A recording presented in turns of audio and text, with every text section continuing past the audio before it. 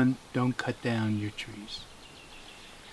Whatever the logger's going to give you is not worth what you can get from the medicinals underneath them, especially on the north-facing side.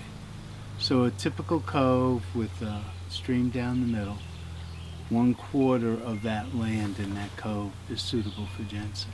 So there's certain places where when you plant ginseng, it's not a hardship to get it to grow because that's where it likes. And you just have to find that space that it likes, and then it'll just grow like it normally does. An example of how humans can help the ginseng plant is that a plant by itself will produce a 1% rate of progeny, and that's part of it's because it has to go through an 18-month cycle, and in the warm part of that cycle it tends to dry out and die. So if you put it in stratification, which is from fall to fall, and then you plant it in the fall where it goes over the winter, the germination factor is like in the 80s and 90s. Even if you come across a plant in the forest and you take out the pulp and you put in the seed 2 centimeters into the ground, its desired distance, it still has 18 months to come up. And the chances of it growing, even if you put it in the ground, is only about 16%.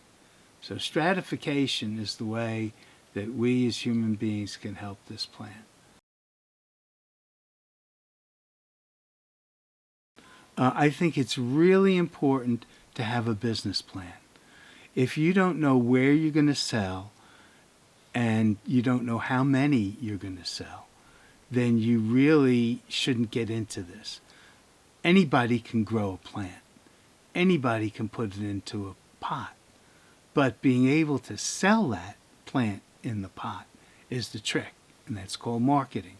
And to help you along in that way, you really need a business plan to know all of the costs that are associated with a business. First of all, the amount of money to come in is small. You're always going to have almost a double value by selling a plant versus selling a root.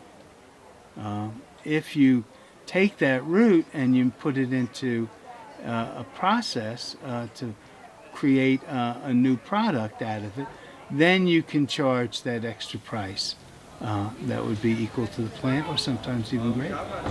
Well, I thank you, and I hope mine survive and grow and grow. And just Okay, you can keep up with me too. we We sell a lot through the internet. A lot of it is finished products. Dried roots we can sell all year round. Capsules we can sell all year round.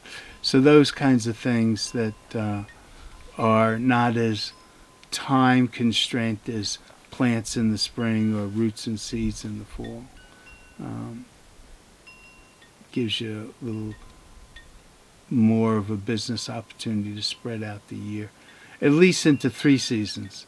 I actually like the lifestyle where in the wintertime everybody goes to sleep and the farmer can go off traveling and not have to worry.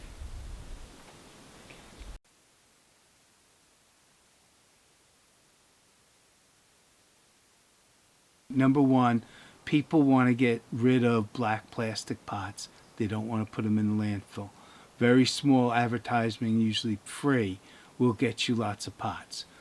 Having compost, they put leaves on the sides of the road in no man's land every fall that you could take and help the city so that they don't have to pick it up by creating compost. So you're going to get dirt, good forest dirt out of leaves, and you got the pots. Then you have a plant rescue where you can get plants free by getting in front of the bulldozer and getting stuff done.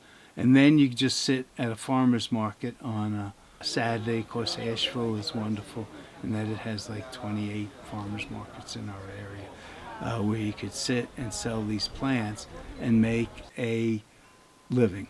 You know, after a while, you become known for the plants and the trees, and people will come to you. And it takes a while to do that. But as a business, it doesn't take a lot of money. And number two, it's a great lifestyle because with plants, they don't talk back to you the way people do.